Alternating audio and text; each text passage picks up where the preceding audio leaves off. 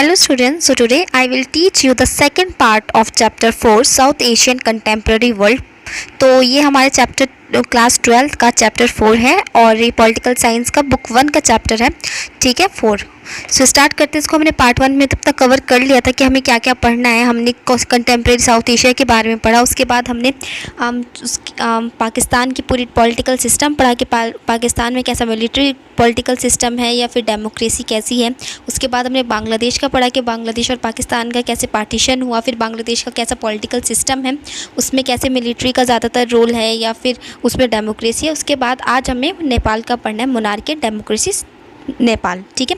तो इसमें हमें मेनली इन सारे जितने भी हमें इसमें इंडिया की नेबरिंग कंट्रीज़ हैं, सारी जो साउथ एशियन कंट्रीज़ हैं, तो इन सारी कंट्रीज़ के हमें सब में क्या पढ़ना है, सिर्फ हमें हम कह सकते हैं पॉलिटिकल सिस्टम पढ़ना है कि कैसा पॉलिटिकल सिस्टम है, कैसा उसमें एक पर्टिकुलर कंट्री में किसका ज़्यादा रोल है। कोई डेमोक्रेसी है किसी कंट्री में, किसी में मोनार्की है, किसी में कॉन्स्टिट्यूशनल मोनार्की है, तो वही सब हम इसमें पढ़ेंगे। सो स्टार्ट करते हैं अपना part 2।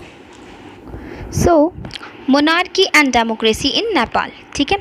Nepal was a Hindu kingdom in the past but later changed into constitutional monarchy। तो हमें पता है नेपाल क्या एक हिंदू किंगडम है, ठीक है। और इन द पास्ट अगर हम बात करें पुराने ज़माने की, तो वो ज़्यादातर क्या था, एक हिंदू किंगडम की तरह जाना जाता, बट उसके बाद वो चेंज हो गया किसमें, इंटू अ कॉन्स्टिट्यूशनल मोनार्की। उसमें क्या आ गई, नेपाल में एक कॉन्स्टिट्यूशनल मोनार्की है in the modern period of for many years. अब जो मॉडर्न एरा चल रहा है, तो इसी मतलब नए समय से ही उसमें क्या आ गई, नेपाल में कॉन्स्टिट्यूशनल मोनार्की आ गई। अब कॉन्स्टिट्यूशनल मोनार्की होती क्या है, मोनार्की आपको पता है किसे कहते हैं, राजा का शासन। मतलब नेपाल में क्या है, नेपाल में प्राइम मिनिस्टर, सीएम ये सब नहीं होते हैं। नेपाल में क्या होता है, नेपाल में राजा महाराजा ऐसे होते हैं, ठीक है। सो इसमें क्या होता है, तो इसमें कॉन्स्टिट्यूशनल लिखा है। कॉन्स्टिट्यूशनल मतलब कि नेपाल का भी कॉन्स्टिट्यूशन होता है। अगर हम पहले की बात करें कि राजा महाराजा होते थे, तो उस पर कॉन्स्टिट्यूशन नहीं होता था, वो अपनी मर्ज़ी से कुछ भी रूल बना लेते थे। पर ऐसा नहीं है नेपाल में। नेपाल में कॉन्स्टिट्यूशन है, जैसे इंडिया में कॉन्स्टिट्यूशन है, ठीक है। तो उनका कॉन्स्टिट्यूशन थोड़ा अलग होगा, लेकिन है उनके पास कॉन्स्टिट्यूशन, और उसी के मुताबिक जो मोनार्की मतलब जो मोनार्क हैं, जो राजा हैं, वो काम करते हैं, ठीक है। तो इसमें किसी का भी जो राइट होता है वो एक्सप्लॉइट नहीं होता है, ओके। सो हम कह सकते हैं कि इसमें किसी का जो राइट है वो सफ़र नहीं होता है, प्रॉब्लम नहीं होती है सिटीजन्स को, इजीली जो कॉन्स्टिट्यूशनल मोनार्की वो चल जाती है। Now the next point is the king accepted the demand for a new democratic constitution in 1990। तो क्या हुआ, जो किंग थे उस टाइम पे नेपाल के, 1990 की बात हो रही है, उसने एक्सेप्ट कर ली थी डिमांड जो नेपाल के जो सिटीजन्स थे वो कर रहे थे कि उन्हें क्या चाहिए, न्यू डेमोक्रेटिक कॉन्स्टिट्यूशन चाहिए। मतलब उसमें से पूरा ही डेमोक्रेटिक होना चाहिए, राजा नहीं होना चाहिए। जैसे इंडिया में इलेक्ट होते हैं, उसके बाद वो वोट्स मिलते हैं उनको, फिर वो क्या होते हैं, फिर वो जीतते हैं, जो भी पर्टिकुलर जो पार्टी होती है वो जीती है, और फिर वो अपनी बिल्ड करता है गवर्नमेंट को, ठीक है। तो ये सब जो होता है इसको कहते हैं न्यू डेमोक्रेटिक, मतलब इसे कहते हैं डेमोक्रेटिक कॉन्स्टिट्यूशन। ऐसा नेपाल के सिटीजन्स को चाहिए, क्योंकि आजकल सभी डेमोक्रेसी से बहुत ज़्यादा क्या हो रहे हैं, एस्पायर हो रहे हैं, डिज़ायर करते हैं डेमोक्रेसी की अपनी कंट्री में। जैसे अगर आपने चैप्टर 1 कोल्ड वॉर एरा पढ़ा है, उसमें भी आपने देखा होगा कि सोवियत सिस्टम इसलिए डिसइंटीग्रेट हो गया क्योंकि लोगों को लगने लगा था वहाँ पे कि जो ये है सोशलिज्म है, मतलब एक पार्टी का सिस्टम था वहाँ पर, तो वो सही नहीं है, हमें मल्टी पार्टी सिस्टम चाहिए। और ये सब किस में होता है, multi party system, free and fair elections, ये सब डेमोक्रेसी में ही होता है।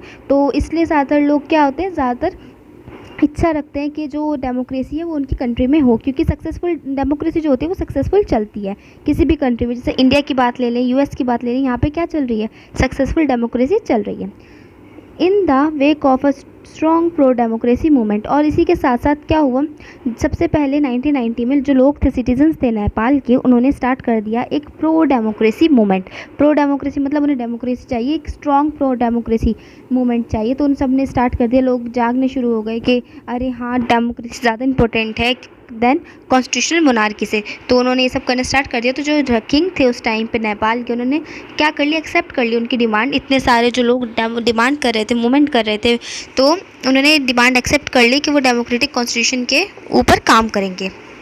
So now during the 90s, अब हम 90s की बात कर रहे हैं। 90s के जो ईयर था उसमें the Maoist of Nepal were successful in spreading their influence in many parts of Nepal. जो माओइस्ट थे नेपाल में, माओइस्ट इंडिया में भी होते हैं, तो ये क्या करते हैं, ये अपने खुद की एक विचारधारा बनाते हैं और चाहते हैं कि लोग उसको फॉलो करें और उसी को माने। वो नहीं मानते हैं कि कोई राजा उनके लिए ठीक करेगा या कोई प्राइम मिनिस्टर या सीएम ठीक करेगा। वो खुद को ही अपना वो मानते हैं कि अगर वो कुछ करना है तो वो खुद ही ठीक कर सकते हैं अपनी कंट्री में। तो माओइस्ट उन्हें कहते हैं। तो माओइस्ट जो थे नेपाल के, वो सक्सेसफुली स्प्रेड मतलब सक्सेसफुल हो गए थे अपना स्प्रेड करने, फैलाने में, influence in the parts of Nepal के पार्ट्स में उनका इन्फ्लुएंस आए।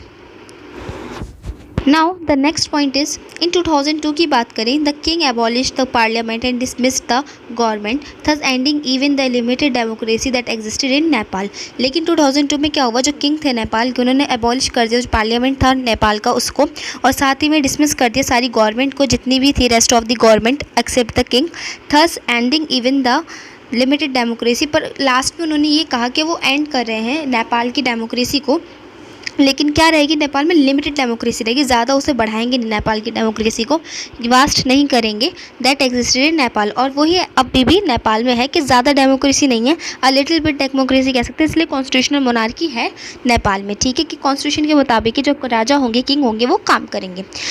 इन अप्रैल 2006 की बात करें, there were massive country wide pro democracy protest. और अभी भी आपको पता होगा नेपाल में 2020 में भी नेपाल में प्रोटेस्ट हुआ है, जिसमें इंडिया सपोर्ट कर रहा था उनके सिटीजन्स को कि डेमोक्रेसी आनी चाहिए। बट क्या हुआ कि उनके नेपाल के राजा को बुरा लगा, तो इंडिया की उनसे थोड़ा सा बात ख़राब हो गई। लेकिन अगर हम बात करें इसमें 2006 की, तो इसमें भी कंट्री ने फिर से एक वाइड डेमोक्रेसी का मतलब वाइड प्रो डेमोक्रेसी का एक प्रोटेस्ट करा था, मूवमेंट करा था कि उन्हें क्या चाहिए, डेमोक्रेसी चाहिए। The largely non-violent movement was led by the seven-party alliance SPA, the Maoist and the social activists। तो क्या हुआ, एक ये जो बहुत बड़ा 2006 में जो एक मूवमेंट हुआ था प्रो डेमोक्रेसी के लिए, डेमोक्रेसी की मांग के लिए, यहाँ लिखा है 2006 में अप्रैल में हुआ है। तो इसमें किस ने पार्टिसिपेट करा था, इसमें इसे किसने स्टार्ट करा था, इसे नॉन वायलेंट मूवमेंट सबसे पहले तो कहा गया। मतलब इसमें कोई लड़ाई मारपीट नहीं हुई, सीधा एक नॉन वायलेंट जिसे कहते हैं ऐसा मूवमेंट हुआ, शांति से जो हो, ठीक है, सिर्फ मुंह से जो बात हो, लड़ाई हो, जो भी हो, स्लोगन्स बोलें, ये मुंह से बोलें, ठीक है। तो was led by the 7 party alliance. ये 7 पार्टी ने मिलकर एक अलायंस बनाया था, समूह बनाया था, गठबंधन करा था, उसको SPA कहते हैं शॉर्ट फॉर्म में। ये थे इसमें, इस वाले नॉन वायलेंट मूवमेंट में साथ ही में द माओइस्ट थे, जैसा हमने अभी ऊपर पढ़ा था उनके बारे में, एंड द सोशल एक्टिविस्ट्स थे, जो सोशल एक्टिविटीज़ करते हैं वो लोग थे, ठीक है। The pro democracy forces achieved their first major victory when the king was forced to restore the house of representative that has been dissolve in April 2002। तो ये जो प्रो डेमोक्रेसी का जो मूवमेंट था, इसे सबसे पहली जो विक्ट्री थी, जो हम कह सकते हैं हम जीत थी, वो कब मिली थी, सबसे बड़ी पहली जो जीत थी वो कब मिली थी, जब किंग को फोर्स करा गया इन सारे ही लोगों से जो हैं, चाहे वो माओइस्ट हैं, SPA हैं या फिर ये सोशल एक्टिविस्ट हैं, इन्होंने किंग को इतना फोर्स करा, इतने मूवमेंट करे कि किंग को क्या करना पड़ा, लास्ट में उन्हें रिस्टोर करना पड़ा the house of the representative. The house of the representative क्या होता है, पार्लियामेंट को ही कहते हैं। तो उन्होंने फिर से रिस्टोर मतलब फिर से उसे स्टार्ट करना पड़ा, जो पार्लियामेंट था उसको। दैट हैड बीन, जो उन्होंने जो किंग थे उन्होंने डिसॉल्व कर दिया था, जैसे हमने अभी सेकंड पॉइंट में पढ़ा था कि अप्रैल 2002 में जो किंग थे उन्होंने डिसमिस कर दी सारी पार्टीज़ को, और साथ ही में पार्लियामेंट को भी बंद कर दिया था। तो ये फिर से उन्होंने रिस्टोर करा। अब 2008 की बात करें, Nepal become a democratic Republic after abolishing the monarchy. अब 2008 में क्या हुआ, नेपाल जो था वो डेमोक्रेटिक रिपब्लिक बन गया, एक पूरी डेमोक्रेटिक कंट्री बन गया। और क्या हो गया, जो मोनार्की थी, जो मोनार्की सिस्टम था, जो राजा का सिस्टम था, वो बिल्कुल ख़त्म हो गया। अब हम नेक्स्ट पढ़ेंगे इसमें, इन 2015 it adopted a new constitution. और 2015 में नेपाल में एक नया कॉन्स्टिट्यूशन अडॉप्ट करा, ठीक है। अब एक नया कॉन्स्टिट्यूशन आया जिसमें पूरे डेमोक्रेसी के बारे में लिखा होगा, कुछ भी मोनार्की के बारे में नहीं होगा। नाउ अब हमें पढ़ना है श्रीलंका के बारे में कि श्रीलंका का कैसा पॉलिटिकल सिस्टम है, क्योंकि आपको पता है इंडिया का कितना क्लोज नेबर श्रीलंका है, ठीक है। सो ethnic conflict and democracy in Sri Lanka.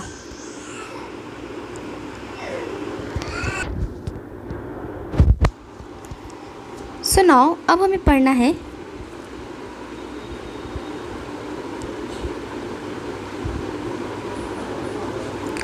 So now अब हमें पढ़ना है श्रीलंका के बारे में कि श्रीलंका का कैसा पॉलिटिकल सिस्टम है। और अगर हम बात करें, श्रीलंका सबसे क्लोज नेबर है इंडिया का, क्योंकि आपको मैप में ही पता है श्रीलंका इंडिया के साउथ की, मतलब साउथ के हम कह सकते हैं डायरेक्शन में आता है। सो स्टार्ट करते हैं हम अपना paragraph. Ethnic conflict in and democracy in Sri Lanka, कि कैसे वहाँ पर एथनिक कॉन्फ्लिक्ट थे। एथनिक मतलब होते हैं कि एक मतलब अलग अलग कम्युनिटीज़ में बहुत ज़्यादा कॉन्फ्लिक्ट थे, लड़ाइयाँ थी। और डेमोक्रेसी कैसी है श्रीलंका की, ठीक है। तो Sri Lanka has retain democracy since it's independence in 1948। Sri Lanka ने अपनी इंडिपेंडेंसी कब पाई थी? 1948 में, इंडिया के एक साल बाद। But it faced a serious challenge from ethnic conflict leading to the demand for succession by one of the regions, ठीक है। सो क्या हुआ, उसने 1948 में इंडिपेंडेंस पा ली, पर उसने बहुत ज़्यादा फेस करे हैं सीरियस चैलेंजेस। एथनिक कॉन्फ्लिक्ट्स बहुत थे वहाँ पे, मतलब कम्युनिटी, एक कम्युनिटी दूसरी कम्युनिटी से लड़ती थी। एथनिक मतलब होता है कि एक जो कम्युनिटी, एक दूसरी कास्ट की कम्युनिटी दूसरी कास्ट की कम्युनिटी से लड़ने वाली, ठीक है। मतलब अलग अलग कास्ट की कम्युनिटीज लड़ती थी एक दूसरे से। लीडिंग टू द, उनकी डिमांड क्या थी? For succession by one of the regions, कि मतलब ज़्यादा एक कास्ट को ज़्यादा वो मिल जाए, क्या नाम है, मेजॉरिटी, या हम कह सकते हैं डोमिनेशन हो, और दूसरी कास्ट का कम हो, ऐसे मान सकते हैं, ठीक है। आफ्टर इट्स इंडिपेंडेंस, जब श्रीलंका को इंडिपेंडेंस मिल गई, politics in Sri Lanka was dominated by forces that represented the interest of the majority Sinhala community. Yes, अब हम इसमें पढ़ेंगे कि इसमें दो कम्युनिटीज़ हैं, एक सिन्हाला और एक और है इसके अंदर, जिसके बारे में अभी नीचे आएगा। तो क्या है, इंडिपेंडेंस के बाद पॉलिटिक्स जो थी श्रीलंका में वो डोमिनेटेड थी, जो पॉलिटिकल सिस्टम था वो डोमिनेटेड था किससे? किसकी सबसे ज़्यादा फोर्सेस थी? वो थी सिन्हाला कम्युनिटी। सिन्हाला कम्युनिटी को माना जाता है कि श्रीलंका में ज़्यादा सिन्हाला स्पीकर ज़्यादा है। सिन्हाला एक लैंग्वेज होती है और ये इनकी कम्युनिटी है, ठीक है, इनकी एक की कास्ट भी है। तो श्रीलंका में जो सिन्हाला स्पीकर्स हैं उनकी सबसे ज़्यादा मेजॉरिटी है, ज़्यादातर सिन्हाला ही हैं वहाँ पर श्रीलंका में। तो उनकी मेजॉरिटी एक मतलब पॉलिटिकल पार्टी बना दी और उसी का ज़्यादा डोमिनेशन रहता था श्रीलंका में। Third point is the Sinhala nationalists thought that Sri Lanka should not give concession to the Tamils because Sri Lanka belongs to Sinhala people, ठीक है। अब हमें पता चल गया है कि श्रीलंका जो थी वो दो स्पीकर्स, दो कम्युनिटीज़ में डिवाइड थे और इन्हीं में लड़ाई रहती थी। पहला है सिन्हाला स्पीकर्स और सेकंड थे हमारे तमिल स्पीकर्स, ठीक है। मतलब तमिल आपको पता है कास्ट है और सिन्हाला भी आपको पता है कास्ट है, पर बोलने वाले से ऐसे अगर हम कॉन्फ्लिक्ट की बात करें तो हमेशा बोलने वाले की ऐसे बोलना चाहिए कि सिन्हाला स्पीकर था और तमिल स्पीकर थे, ठीक है। तो जो सिन्हाला के नेशनलिस्ट थे, जो लीडर्स थे, उनकी सोच ये थी कि श्रीलंका में को कभी भी कंसेशन नहीं देना चाहिए तमिल स्पीकर्स को, तमिल वालों को, क्योंकि कंसेशन मतलब होता है कि कोई भी इनको सीट या कोई भी पॉलिटिकल पार्टी में नहीं देनी चाहिए, क्योंकि श्रीलंका जो है वो बिलोंग करता है सिन्हाला से, ठीक है, सिन्हाला लोगों से ही बिलोंग करता है। तो इसलिए ये किसकी विचारधारा थी? ये जो थॉट थे ये सिन्हाला नेशनलिस्ट्स के थे कि तमिल वालों को कुछ भी कंसेशन नहीं मिलना चाहिए। फ्रॉम 1983 ऑनवर्ड्स, जब 1983 के आगे की बात करें ईयर्स की, the militant organisation the Liberation tigers of Tamil Eelam LTT, जिसे लिट्टे भी कहते हैं, तो ये क्या थी? एक मिलिटेंट ऑर्गेनाइजेशन बना दी तमिल्स ने। जब तमिल्स को ज़्यादा अपना राइट नहीं मिले तो उन्होंने क्या करा, सारा जो रोल था वो सिन्हाला का था, सिन्हाला ही ज़्यादातर सब जगह के हेड थे, लीडर्स थे। तो तमिल वालों ने अपनी एक मिलिट्री ऑर्गेनाइजेशन बना ली जिसका नाम रखा liberation tigers of Tamil Eelam, जिसे LTTE कहते हैं। ये बहुत ज़्यादा इंपॉर्टेंट फुल फॉर्म में आपको याद रखने। Has been fighting an armed struggle with the army of Sri Lanka, और इन्होंने लड़ाई करी किससे? इन्होंने लड़ाई करी आर्मी, श्रीलंका की आर्मी से, खुद की कंट्री की आर्मी से। इवन वो दूसरी कम्युनिटी की थी ये पता है, बट वो है तो कंट्री की तो एक ही है ना। एंड डिमांडिंग तमिल एलाम और a separate country for the Tamils of Sri Lanka. तो अब क्या है, उन्होंने डिमांड करी तमिल एलाम। तमिल एलाम क्या होता है? इसे कहते हैं कि सेपरेट कंट्री के लिए डिमांड करना, तमिल वालों के लिए होगी श्रीलंका में, ठीक है। तो अब आपने देखा होगा मैप में श्रीलंका कितना खुद ही छोटा है, अब उसमें से कैसे पार्टीशन होगा। द LTTE जो ये है liberation tigers of Tamil Eelam LTTE controls the northern parts of Sri Lanka, और इसने कहा कि वो क्या करेगा, वो कंट्रोल करेगा नॉर्दर्न ईस्टर्न पार्ट जो है श्रीलंका का, okay. In 1987, the government of India signed an accord with Sri Lanka and sent troops to stabilize relation between the Sri Lanka government and Tamils. ठीक है, अब 1987 में क्या हुआ, जो गवर्नमेंट थी इंडिया की, आप देख सकते हो इंडिया हर किसी की हेल्प करता है। बांग्लादेश में भी जब क्राइसिस हुए, पाकिस्तान के साथ लड़ाई हुई, तो बांग्लादेश देश को अपनी मिलिट्री दी और उससे लड़ाई करवा के बांग्लादेश को अलग करवाया, पार्टीशन हुआ पाकिस्तान का, और साथ में बांग्लादेश को एक इंडिपेंडेंट स्टेट बनाने में इंडिया का बहुत बड़ा हाथ था। ठीक है, तो इंडिया ने ऐसे ही हेल्प करनी चाहिए किसकी, श्रीलंका की। इंडिया ने क्या करा, साइन करी अकॉर्ड, एक श्रीलंका के साथ एक अकॉर्ड साइन करा, जिसमें उसने इंडिया ने ट्रूप सेंड करे श्रीलंका को, जिससे रिलेशंस जो हैं वो इस्टेब्लिश हो जाए श्रीलंकन के बीच में। जो श्रीलंकन गवर्नमेंट है, मतलब श्रीलंकन गवर्नमेंट थी किसकी, yes you are right, Sinhala community की थी, और तमिल्स के बीच में क्या हो जाए, अच्छे रिलेशंस हो जाएं। बट लेटर ऑन क्या हुआ था कि ये तमिल की जो गवर्नमेंट थी श्रीलंका की जो गवर्नमेंट थी उसको अच्छा नहीं लगा था। उसे लग रहा था कि इंडिया जो है वो इंटरफेयर कर रहा है उनके पर्सनल मतलब कंट्री के मैटर में। ठीक है, In 1989, the Indian peacekeeping force IPKF pulled out of Sri Lanka without attaining its objective. India की जो IPKF है, इंडियन पीस कीपिंग फोर्स, उसने पुल आउट कर लिया श्रीलंका को विदाउट अटेनिंग इट्स ऑब्जेक्टिव। मतलब उसने अपनी सारी जो इंडिया की फोर्स थी मिलिट्री की, उसे वापस बुला लिया इंडिया ने अपनी ही कंट्री में, क्योंकि इंडिया को पता चल गया था कि श्रीलंका इस बात से खुश नहीं है। तो उसने इंडिया ने कोई भी ऑब्जेक्टिव जो भी इंडिया चाहता था कि इनमें रिलेशन अच्छे हो जाएँ तमिल में और श्रीलंकन गवर्नमेंट में, बिना इसे अटेन करे हुए, बिना इसे प्राप्त करे हुए, अपनी जो IPKF थी, इंडियन पीस कीपिंग फोर्स थी, इसे वापस बुला लिया इंडिया में। ठीक है, क्योंकि इंडिया को लगा कि श्रीलंका को सच में अच्छा नहीं लगा, उसे लग रहा है कि इंडिया जो है इंटरफेयर कर रहा है इंडिया मतलब श्रीलंका के इंटरनल अफेयर्स में। तमिल के और ये सिन्हाला कम्युनिटी के जो कॉन्फ्लिक्ट्स थे ये बहुत लंबे समय तक चले। आप देख सकते हैं द स्कैंडिनेवियन कंट्रीज़ जो थी, जो स्कैंडिनेवियन कंट्रीज़ थी, सच एस कौन कौन सी कंट्रीज़ होती हैं, Norway, Iceland, try to bring the warring group back to negotiations. तो इन्होंने बहुत सारे ग्रुप्स भेजे अपने श्रीलंका में, जिससे नेगोशिएशन होता है, मतलब एक दूसरे के बीच में रिलेशंस जो अच्छे हो जाए सिन्हाला में और जो तमिल है इसमें। Finally the armed conflict came to an end as the LTT was vanquished in 2009। Last में फाइनली जो ये आर्म्ड कॉन्फ्लिक्ट था, ये जो लड़ाई मारपीट स्टार्ट हो गई थी श्रीलंका की उसमें क्या कह सकते हैं हम, श्रीलंका की आर्मी में और किसके बीच में थी, तमिल के बीच में थी, वो ख़त्म हो गई।